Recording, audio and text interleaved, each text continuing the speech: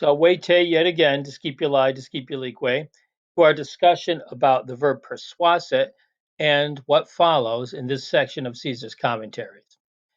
When we were talking about the indirect statement that it was easy to take control of all Gaul, we set aside this subordinate clause that was kind of in the middle of that phrase, cum virtute omnibus praestaret, right?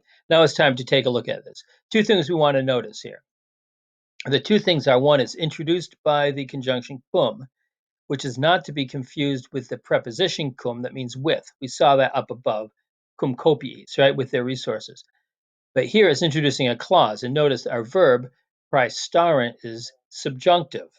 Now, when we saw cum introducing a clause in the indicative, we always translated it as when. When it introduces a clause with a verb in the subjunctive, it can mean when, or it might mean since, or sometimes it means although. All right.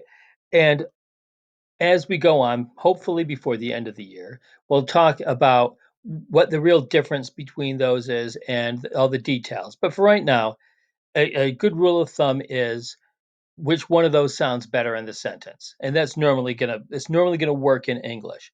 When they surpassed all in courage, since they surpassed all in courage, or although they surpassed all in courage. Now let's take a look at the context. Look at the whole sentence here, or at least the whole section of the sentence.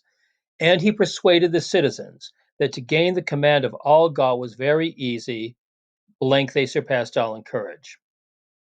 So did he persuade them that to gain command of Gaul was very easy when they surpassed all in courage, since they surpassed all in courage, or although they surpassed all in courage?